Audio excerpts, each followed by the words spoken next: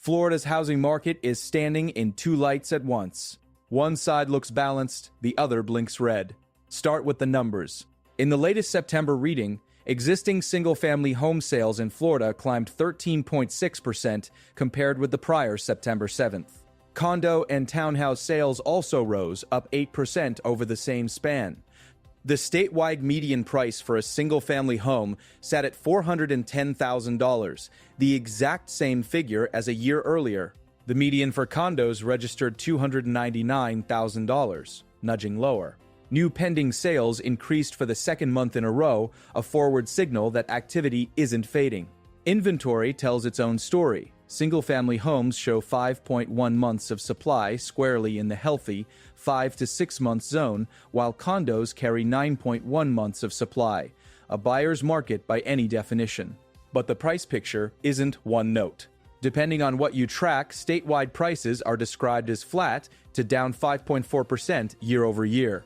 In some neighborhoods, sellers are accepting 5, 10, even 20% off list price to get deals done. Meanwhile, one slice of South Florida Palm Beach reminds everyone how quickly tides can turn. Values there jumped as much as 200% in the past few years. A market that sprinted is now catching its breath. The waves are still rolling. They're just flatter. Distress is inching up, and it's visible in the October numbers. In October 2020, there were 36,766 properties across the United States with foreclosure filings, default notices, scheduled auctions, or bank repossessions. That was 3% higher than September and 19% above October 2024, marking the 8th straight month of annual increases. Florida was among the states with the most filings, and 3 of its metros, Tampa, Jacksonville, and Orlando, were among the 5 U.S. areas with the highest counts. Completed foreclosures, the final step in the process, were up 32% year over year. Texas, California, and Florida led in that final phase as well, a sign that more inventory may show up at distressed prices.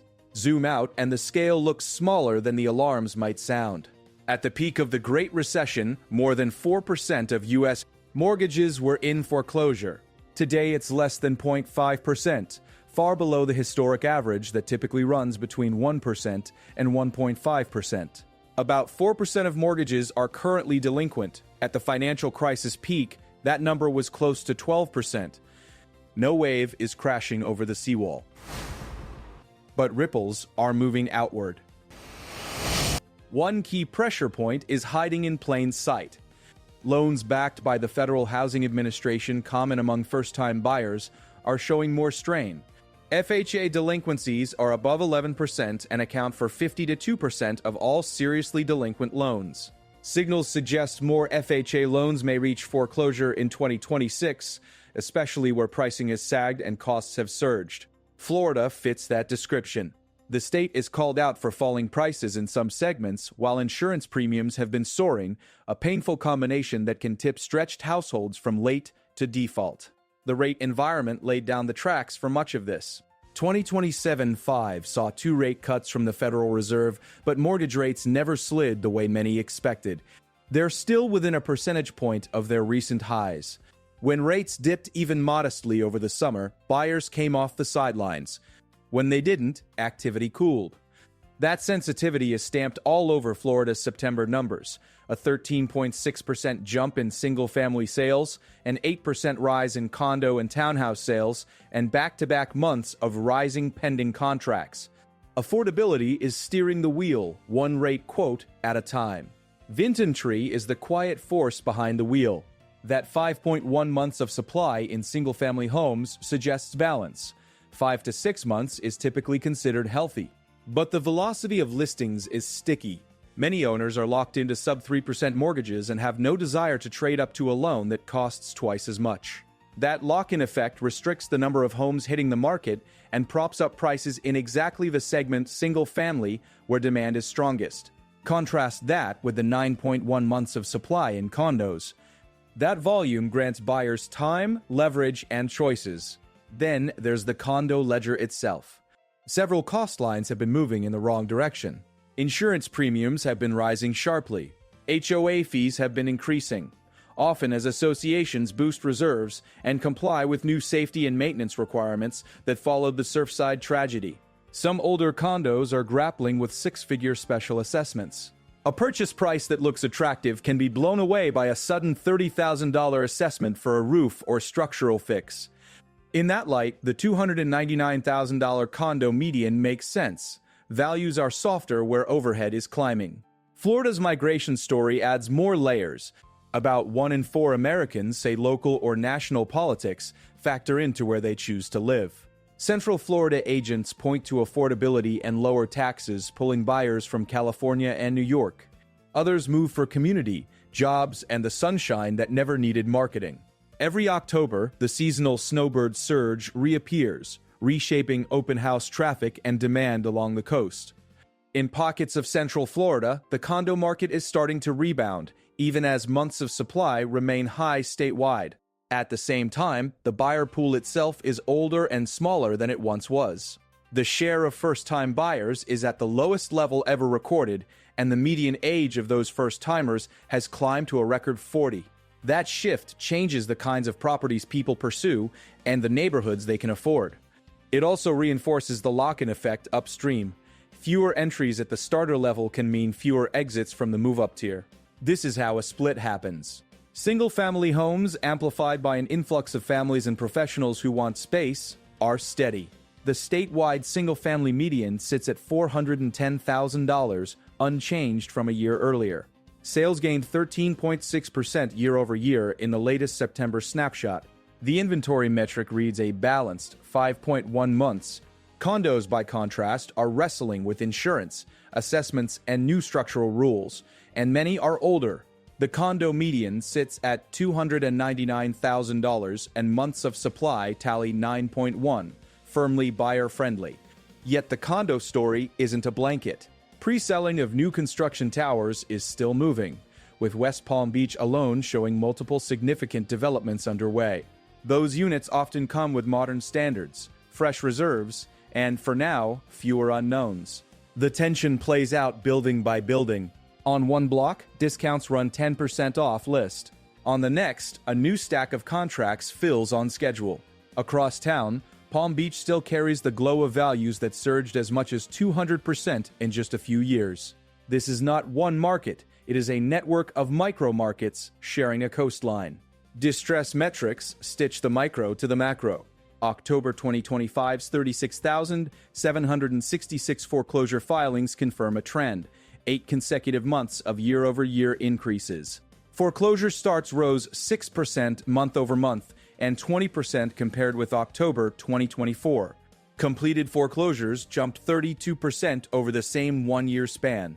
Florida places like Tampa, Jacksonville, and Orlando have the volume to influence statewide momentum. When completed foreclosures cluster, Florida ranks among the top 3 states for that final stage. More inventory arrives at prices that draw buyers immediately. The demand side for those lower-priced homes remains intact. Even with national prices easing, many regions still show strength at the entry and mid-levels. In Florida, when a distressed listing hits the market in a neighborhood near jobs, schools, and services, it often finds a buyer quickly. That's partly because the pool of buyers priced out of conventional listings is large. If a 5% discount can bridge the gap, it does. When a 20% discount appears, it triggers its own bidding war. Outliers can distract from the deeper drivers. The rate path, while softer than early 2020 to 5, hasn't broken open affordability. Mortgage rates remain within roughly a percentage point of their recent highs, despite 2 cuts to the federal funds rate. Some buyers who assumed they would refinance by now are still waiting, adding pressure to household budgets already stretched by inflation. Layer on consumer debt at record levels, rising delinquencies in other credit lines, and a job market that appears to be weakening, and you see how housing stress can leak in at the edges. Florida's geography amplifies those edges. In insurance-sensitive coastal areas with older buildings, premium hikes arrived alongside new maintenance mandates. Stack a 6-figure special assessment on top of a higher monthly HOA fee, and the carrying cost leaps. That cost doesn't show up in a listing price. It shows up after closing. For cash buyers, the math can still work. especially with a $299,000 condo median, and leverage that comes with 9.1 months of supply. For financed buyers, caution is more than a slogan. One unexpected $30,000 invoice can erase a year of savings. Politics adds another prism.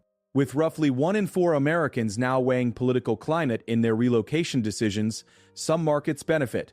Central Florida agents talk about inbound buyers from California, Illinois, New York, and Massachusetts, citing affordability and taxes. The draw of proximity to Orlando's jobs, theme parks, and sports is real. And every October, the cadence shifts again when snowbirds land, swelling demand for condos near the coast and townhomes near amenities. Even with the cooling, there's no mistaking the distance traveled. Palm Beach values that rose as much as 200% in the past few years reshaped expectations statewide. In such a context, a 5% pullback is not a collapse. It is a recalibration. Statewide, depending on the segment and measure, the picture spans from flat to down 5.4% year over year. Within that span, a $410,000 single-family median holding steady matters. So does a $299,000 condo median tilting lower. There is also a retail reality playing out in negotiations. Some Florida sellers are now conceding 5%, 10%, even 20% off list to meet the market. In contrast, select northeast suburbs, Monmouth County in New Jersey, stretches of mid-Long Island, are seeing bidding wars reappear for acreage and elite schools. For agents working both regions, it can feel like a split screen. The Sunshine State's sprint cooled, the Northeast's marathon began inching forward again. That divergence underscores how localized fundamentals are, and why Florida's condo strain doesn't erase its single-family resilience. The county-to-county view makes the trade-offs concrete. Tampa is a metro with meaningful foreclosure activity and a diversified economy that backstops absorption when discounted inventory appears. Jacksonville shares that profile with its own industrial base and military anchors. Orlando's tourism gravity supports service sector employment, but also exposes buyers to seasonal income swings. In each metro, back-to-back months of rising pending sales hint at buyers responding to even small dips in mortgage rates. Every 0.1% matters when the cost of money sits within a percentage point of its highs. The human side of these numbers is a timeline. In 2026, the market felt frozen. Home sales slowed, throttled by tight inventory, high prices, and mortgage rates that boxed out would-be buyers. The share of first-time buyers fell to its lowest level on record. The median age of those first-timers climbed to 40, another record. Later in the year, 2 rate cuts set the stage for a turn, and by September, Florida's single-family sales were up 13.6% year-over-year, with condos up 8%. New pending contracts rose in 2 consecutive months. The ice didn't melt into a river, but it cracked. That thaw hit uneven surfaces. Owners sitting on sub-3% mortgages chose to stay put, keeping single-family supply at 5.1 months balanced but not plentiful. Condo supply kept building to 9.1 months, granting buyers patience and power. Median prices reflected the split: $410,000 for single-family, flat to the dollar; $299,000 for condos, drifting lower.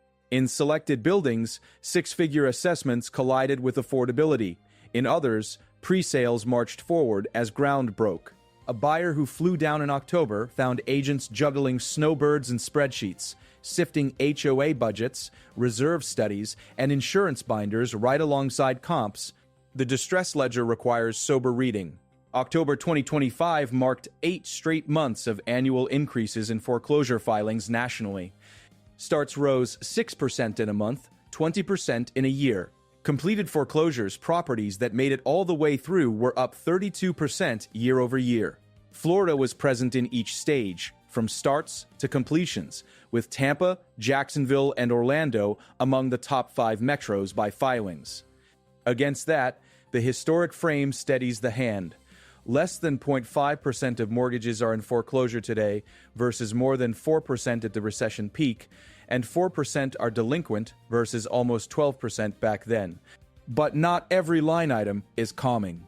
FHA loans, often used by first-timers squeezed by down payments, show delinquencies above 11% and make up 52% of the seriously delinquent pool. For a state where large segments of the condo stock are aging, regulated more strictly, and insured at higher prices, that data matters. If a homeowner who expected to refinance after 2 cuts to the federal funds rate still can't because mortgage rates remain within a percentage point of their highs, budget stress lingers. Add higher HOA fees, a surprise $30,000 assessment, or a premium increase, and defaults can rise, not as a wave, but as a steady tide. Policy and practice intersect in the condo file. Post-Surfside safety and maintenance requirements raise the bar for inspections, reserves, and repairs. Properly capitalized associations are a good thing. They also cost money. In older buildings, that has translated into assessments large enough to qualify as 6-figure.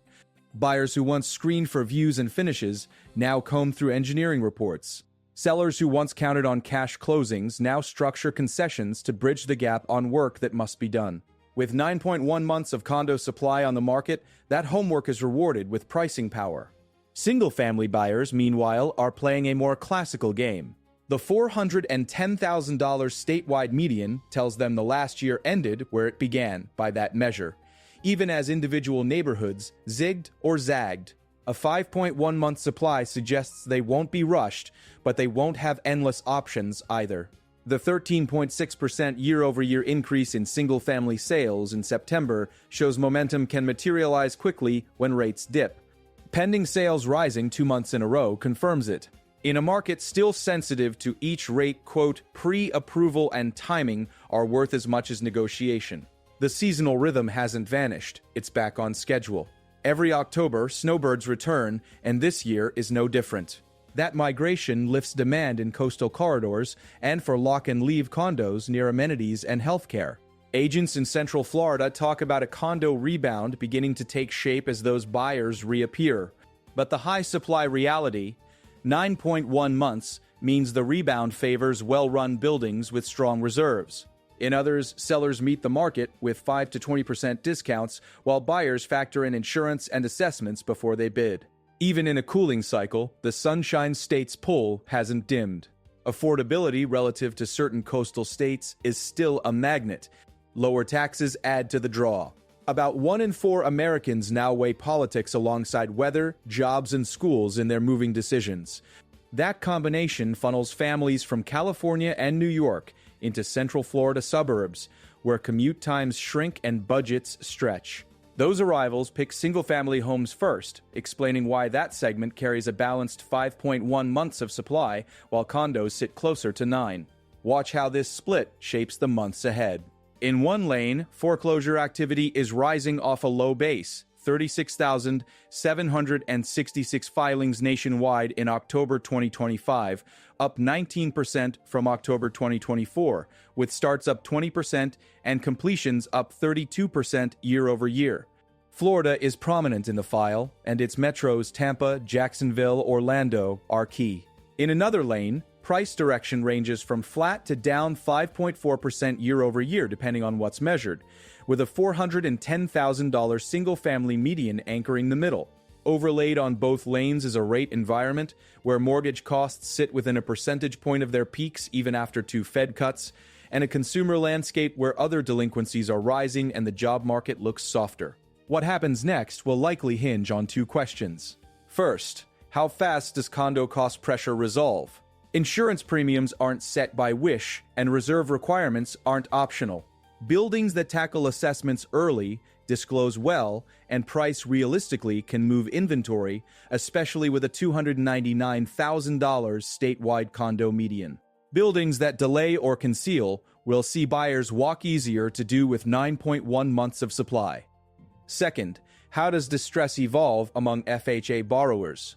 With delinquencies over 11% in that segment and 52% of serious delinquencies tied to it, the trajectory into 26 matters for entry-level inventory and for neighborhoods where first-time buyers anchor demand.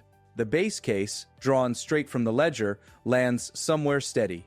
Single-family homes in Florida hold near balance with 5.1 months of supply and a statewide median of $410,000 that matched the prior year in September.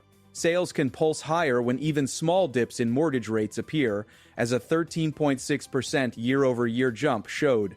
Condos remain a buyer's market at 9.1 months of supply, with a $299,000 median and continued pressure from insurance, HOA fees, and special assessments. In between, pending sales rising for 2 straight months points to ongoing digestion, neither frenzy nor freeze. 2 watch items deserve a calendar and a highlighter through mid-2026. 1. The distress tape. Track monthly filings after October's 36,766 and watch Florida's position within that national total. Keep an eye on starts, which rose 20% year-over-year in October 2025, and on completions, up 32%. Those final stage properties introduce price points that reset comps. Monitor FHA specifically, where delinquencies sit above 11% and over half of serious delinquencies are concentrated. That pipeline could add inventory in exactly the price bands where demand is deepest. 2. The condo cost stack. Follow insurance renewals, reserve requirements, and a cadence of assessments through the spring. A wave of 6-figure assessments hitting in the same quarter could prolong softness. A trickle paired with new construction handovers in places like West Palm Beach could help the market find a floor sooner. There's a final, simple undertow to remember. Even in October 2025, with filings up 19% year-over-year and mortgage rates still within a percentage point of recent highs, less than 0.5% of mortgages were in foreclosure, far below the more than 4% at the last peak. And even in a cooling condo market with 9.1 months of supply, pre-sales continue on new towers while buyers sift the $299,000 median against a building's ledger. Florida's market remains a split screen. One side is steady, measured in a $410,000 single-family median and 5.1 months of supply.